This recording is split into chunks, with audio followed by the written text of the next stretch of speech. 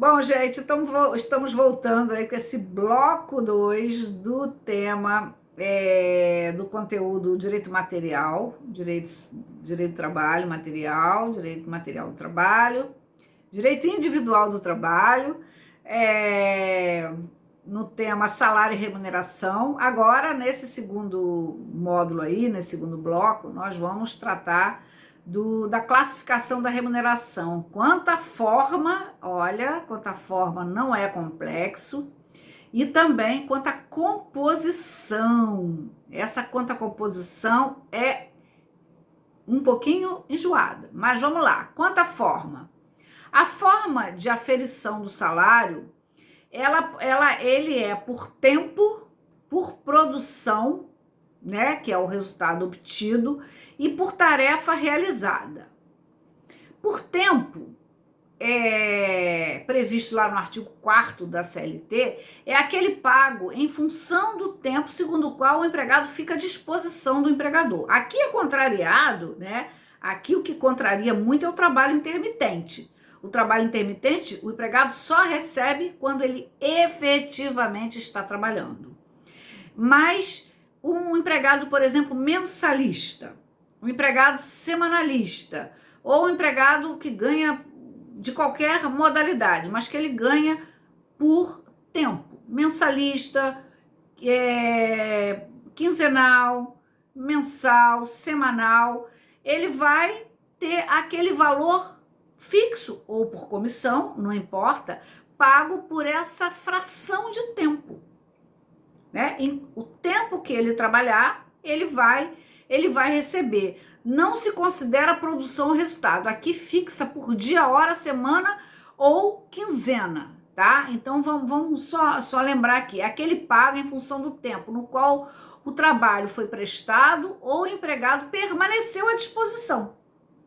Então aqui o tempo, o empregado tem um salário fixo, R$2.000, e ele vai receber R$2.000. Se ele vai trabalhar muito, se ele vai trabalhar pouco, se naquela semana não tem matéria-prima para ele produzir, se naquela semana o empregador resolveu dispensar, se ele, por exemplo, levar atestado, 2, 3 dias de atestado, isso tudo está pago, isso tudo está englobado. É o salário por tempo.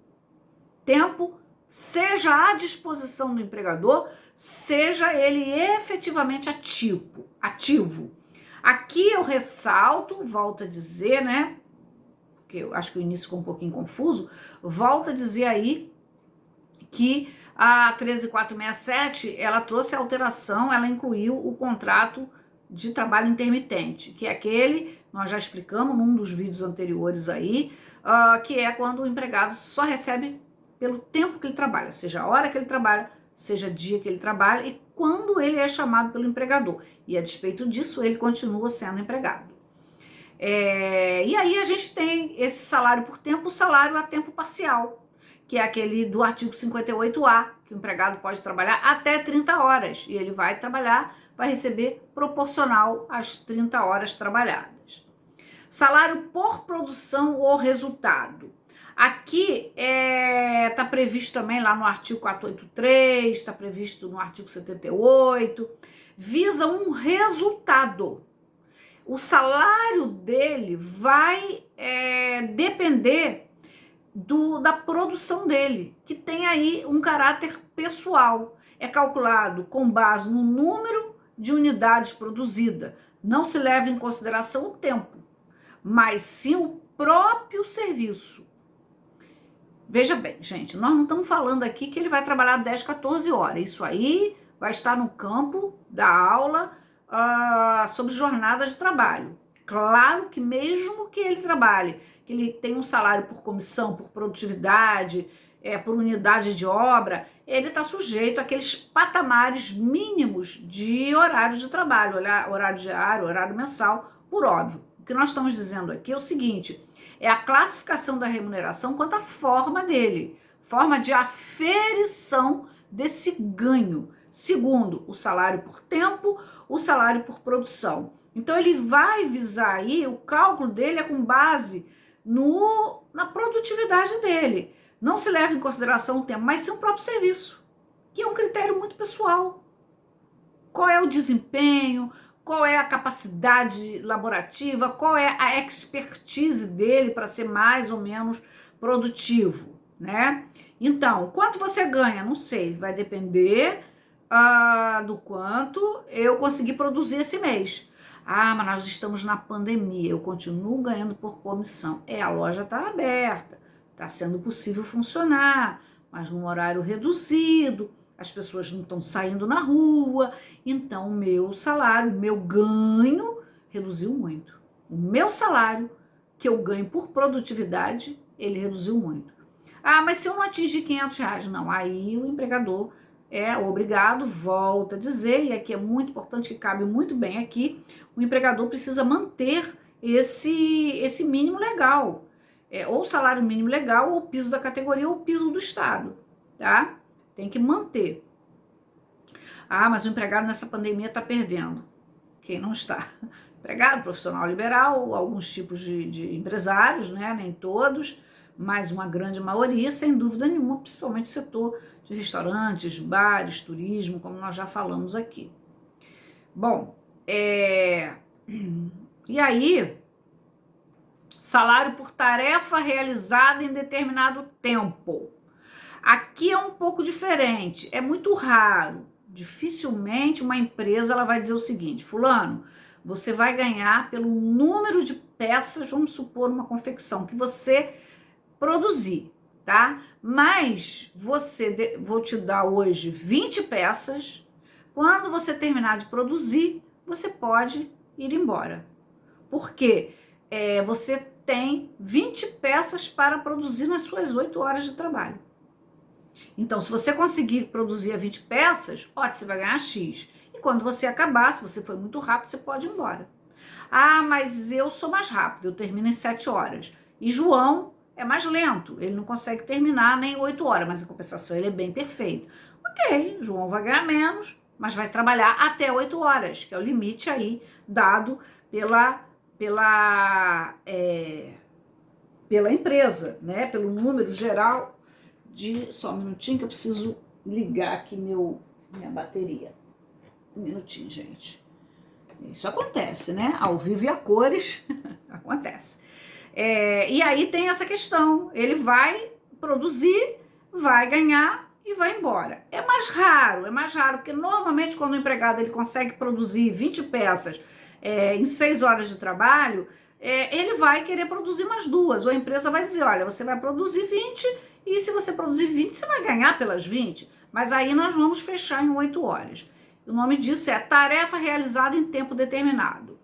Artigo 142, parágrafo 2º da CLT vai tratar disso. É muito mais rara, porque ele é um misto, né, de unidade de tempo e obra. Ele é mais raro. A mais comum são essas aqui. Tempo, salário X fixo, por mês, por quinzena, e o salário por produção. O salário por produção, ele não significa dizer que o empregado não tenha fixo. Vejam que pode ter fixo, pode ter só comissão. E aí a gente relembra do posicionamento no vídeo anterior da professora Vólia Bonfim, do professor Renato Saraiva, quanto à gorjeta, que eles entendem que o empregado não pode ganhar somente gorjeta. Mas isso é um pensamento, uma posição deles e relacionada à gorjeta, que é aquela contraprestatividade paga por um terceiro em razão do contrato de emprego, tá? Que é um ganho que vai pro bolo. E aí, só para lembrar que a CLT chama isso aí, né? E a doutrina de remuneração. Por que remuneração? Porque não é salário. Salário é a contraprestatividade paga pelo empregador. Já a remuneração é aquela que é paga por terceiro. E, portanto, uma remuneração ela pode ter salário mais gorjeta. Salário mais gorjeta.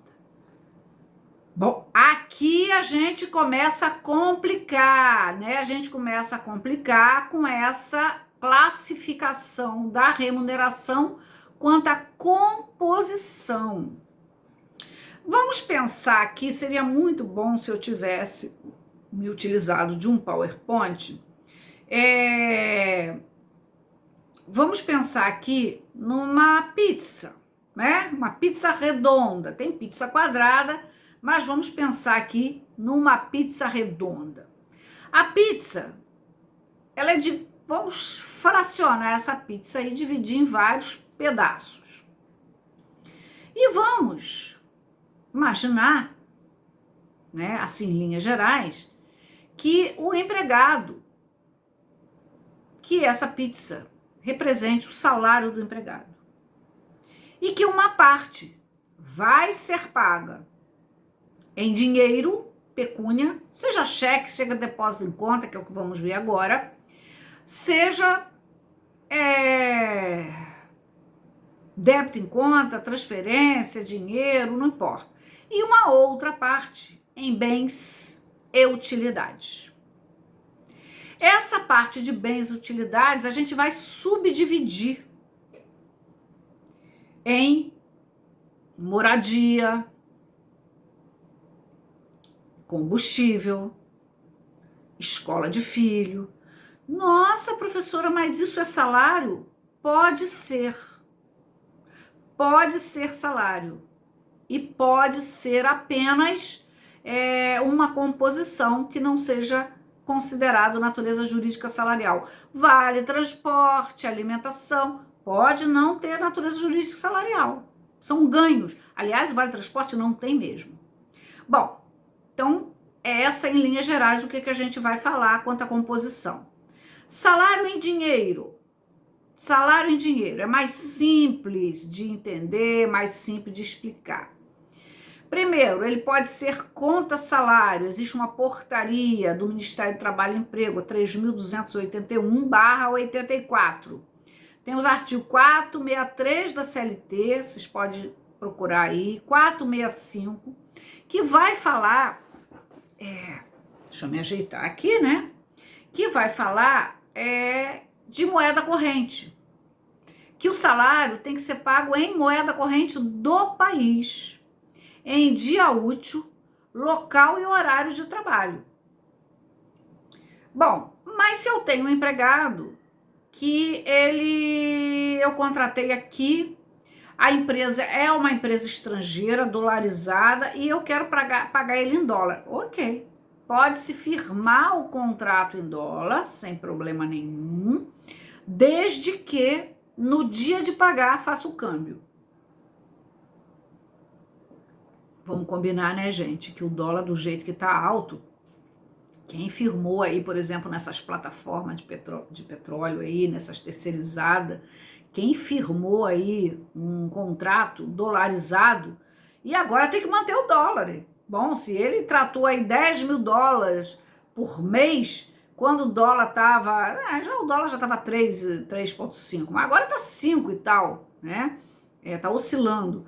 Na hora de fazer o pagamento, no quinto dia útil ou na quinzena, tem que ver o câmbio do dia e pagar em moeda corrente do país, tá? Essa é a grande questão. Essa é o entendimento aí majoritário.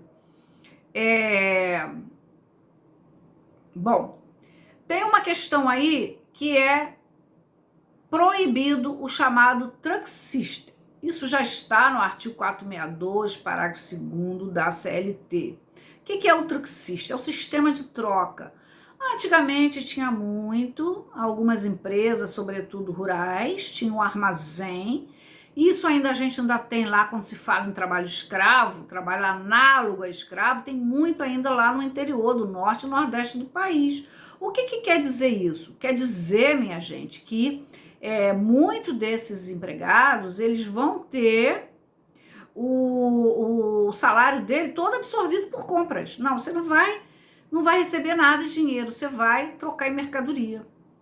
Claro que as mercadorias com valores excessivos, exacerbados, né? E valores excessivos e exacerbados, então o empregado nunca via dinheiro nenhum. Mas isso é salário utilidade, não é não? E eu vou explicar que não é.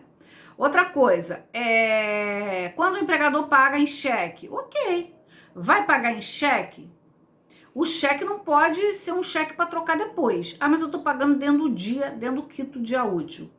Ok, então tem que oportunizar um horário bancário para que o empregado vá numa instituição financeira e obtenha a troca daquele cheque, porque a lei fala em dinheiro, né? Então, por exemplo, por isso que na Constituição Civil é muito comum pagar em dinheiro. Vai lá, paga agora, depois dos 10 últimos anos, mesmo na Constituição Civil, em razão da violência, em razão dos roubos, dos assaltos e dos furtos, isso deixou de ocorrer. Normalmente, hoje é transferência, débito em conta, e o empregado ele vai depois retirar, com o cartão dele, retirar esse valor. Bom, salário em dinheiro. Salário em dinheiro, salário em utilidades. Mas, Benizete, vamos voltar para a pizza.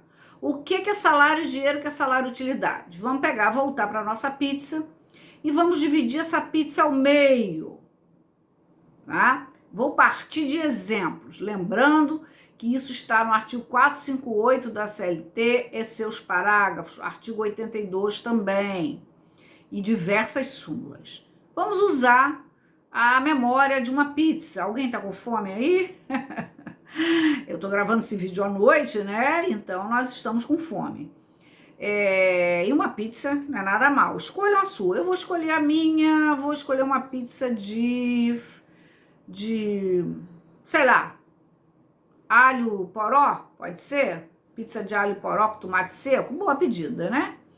Então, a minha pizza de alho poró e tomate seco, vou dividir ao meio. Ela representa o meu ganho. Metade é em dinheiro, pecúnia, depositado em conta, dolarizado no câmbio do dia, em cheque, não importa. A outra metade, isso no meu exemplo, tá? Que pode ser 70% e 30%. A outra metade vai ser em benefícios, em bens, mas bens de valor econômico. Vamos supor que esse empregado tenha um ganho total aí de 20 mil reais. 10 mil é pago em dinheiro. Os outros 10 mil eu vou dividir a pizza, a outra metade, em duas partes. Uma parte vai ser moradia e a outra parte é escolas de filhos, ok? Então, moradia é 5 mil reais, vai ser para aluguel e condomínio. Não sei, dependendo de onde ele mora, nem dá, claro. Mas vamos botar o pé no chão na realidade aqui. Ou que seja aluguel de 4 mil, um condomínio de R$1.000. O aluguel de 4 mil, normalmente condomínio é mais, mas vamos botar por aí. E a outra parte é escola dos 3 filhos. Opa, a pessoa tem 3 filhos, é sempre tudo muito caro. E a escola dos 3 filhos foi negociada aí por um valor de 5 mil reais. Isso é pago pela empresa. Mas a empresa é obrigada a pagar? Não, isso foi uma combinação. Quando ele aceitou o trabalho, a empresa fez essa proposta. Olha, eu te pago 10 mil e te dou um aluguel no valor de 5 mil, você vai escolher, e vou te dar a escola dos seus 3 filhos, no valor aí de 5 mil reais. Portanto, seu ganho é 20 mil reais. Acontece, minha gente, que essa parte chamada utilidade, esse bens de valor econômico, não é necessário para o trabalho. Isso foi uma combinação. Então, se ele não é necessário para o trabalho, ele se torna, nessa combinação, um bem de valor econômico quantificável, identificável, com natureza jurídica salarial. Vamos por parte. E aí, nessa perspectiva, o valor do INSS sobre 20, o valor do Fundo de Garantia sobre 20, o valor do 13º sobre 20. Certo? das férias dele sobre 20. Porque essa parte, essas duas partes da pizza aí, dessa composição salarial dele, tem natureza jurídica salarial, porque não é obrigado para o trabalho, não é necessário para o trabalho, tá? Então, podia ser um veículo, podia ser passagens aéreas, podia ser aí tickets de teatros, de cinema, podia ser várias coisas. Podia ser um valor fixo de compras de supermercado. E ainda assim, se fosse combinado nesse modelo, não tem natureza jurídica salarial. A professora Benizete, e quando não tem natureza jurídica salarial? Quando é necessário para o trabalho ou tem uma lei que estabeleça isso? Vamos por parte. Tem uma lei, vale transporte. É uma utilidade. Desconta dele. É uma utilidade. Desconta dele. E a lei diz que não tem natureza jurídica salarial. Então, se ele gasta aí R$500 de transporte, embora desconte só 100, não vai integrar a base de cálculo para esses direitos do empregado. E quando a empresa paga o ticket de refeição? Também, o plano PAT, o ticket de refeição, já estabelece que quando a empresa dá, ainda que ela dê gratuitamente, isso agora a lei amarrou, a 13467, isso não é considerado salário, tá? Bom, e aí eu quero ler ainda para vocês aqui. Uniforme necessário, sobretudo aqueles uniformes que têm desconto, sobretudo aqueles uniformes em que o empregado não vai usar fora dali, né? Equipamentos, ferramentas de trabalho, não são utilidades. Não tem natureza jurídica salarial. Bom, então a gente já faz aí duas, vamos dizer assim, dois indicativos. O primeiro deles, dois indicativos de que não é. O primeiro deles é não ter uma lei estabelecendo ser um contrato. Segundo, não haver descontos. Nesse caso desse executivo que eu brinquei com a pizza, em que ele tem aluguel e escola para os 3 filhos, não tem desconto nenhum do salário dele. Mas veja que o Vale Transporte tem, o ticket de refeição tem, o plano odontológico tem, o plano de saúde tem. Então aí já é um bom indicativo de que não tem natureza jurídica salarial. É um benefício, né? E não é coisa. O outro é que não seja essencial e necessário para o trabalho. E aí eu vou fazer uma distinção aqui, porque eu usei exatamente o exemplo da moradia desse executivo no valor de R$5.000, porque eu quero fazer uma comparação dele com o caseiro ou aquele zelador que mora no prédio. O vigia que mora no prédio. Ele pode morar num prédio de frente para a praia, num apartamento embaixo, em cima, arrumadinho, pequenininho, que vale aí 2.000 de aluguel, 2.500, não sei, mas isso não vai ser considerado utilidade, não vai integrar o salário dele, ainda que ele ganhe 2.000, 1.500 e tenha o valor dessa utilidade aí estabelecido em R$2.000. Então, o salário dele seria 3.500 para férias, 13º, fundo de garantia? Não. E por que não nesse caso, professora? Que ele é um trabalhador mais humilde? Não. É porque se ele é um vigia e precisa morar, ele tem isso como necessidade para o trabalho. E se ele é um caseiro, ele precisa morar ali, essa utilidade é para o trabalho. O uniforme é para o trabalho, a ferramenta é para o trabalho. Entenderam isso daí? Quem usa muito isso é a professora Vólia. E eu gosto disso dela, eu aprendi isso com ela lá atrás, muito tempo, quando ela dava cursinho para magistratura. Então isso é a primeira coisa que a gente tem que distinguir. E se houver algum desconto, esse desconto também já vai dar um indicativo de que não é salário utilidade. Agora, só cuidado. No exemplo da pizza, do executivo, que tem 10.000 de salário, 5 de aluguel e 5 de escola do filho, se o empregador vai lá e faz um desconto módico, vou descontar 1% do aluguel, do salário dele, 1% da escola de filho do salário dele, para mascarar isso aí a gente aplica o artigo 9º da CLT, que toda vez que for utilizada alguma manobra para desvirtuar os princípios e a finalidade dessa lei, essa cláusula, esse contrato é nulo de pleno direito. Nunca podemos perder isso de vista. Então, essa manobra não vai colar, certo? Aqui eu vou... Então, ferramenta nunca é. Deve ser explicado pela teoria finalística, a finalidade, assim considerada aquela que distingue as utilidades segundo a finalidade da sua atribuição, para considerar salariais as destinadas à prestação de serviços e não salariais as que não têm esse fim, tá? Eu ainda gosto muito dessa regrinha, para o trabalho e pelo trabalho, em razão do trabalho. Isso é muito interessante.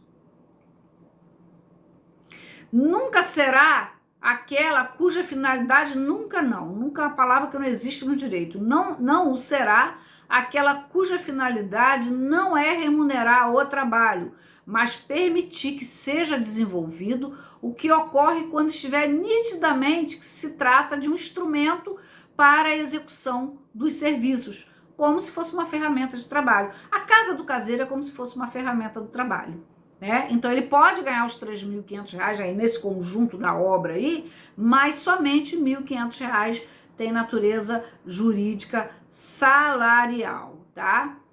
Então ela precisa ser gratuita pelos serviços prestados, benéfica, habitual.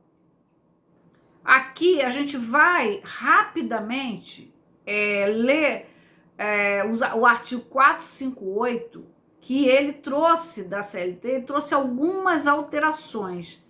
Ele vai dizer o seguinte, não é considerado salário, decorre de lei, sobretudo se existir norma coletiva, educação para si ou para terceiros, assistência médica, porque isso, gente, já tinha muito, ó. Assistência médica, plano de saúde, quando não tinha desconto do salário do empregado, o empregado ele ia para a justiça pedir a integração daquilo na base de cálculo, prefeito de férias, 13º, fundo de garantia, INSS, e ele conseguia obter isso aí como salário.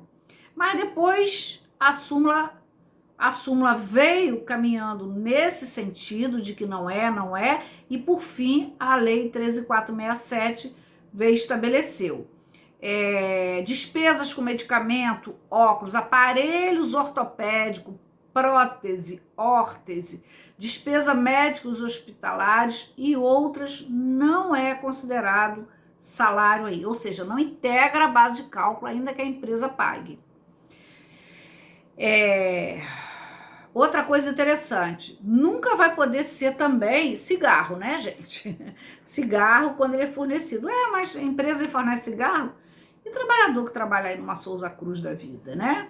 Às vezes o empregado ganha pacotes de cigarro e tal. Vamos ver aqui mais o que a gente tem sobre isso, que é muito importante a gente não perder. Os valores relativos à assistência prestada. Aqui é a mudança da lei 13.467.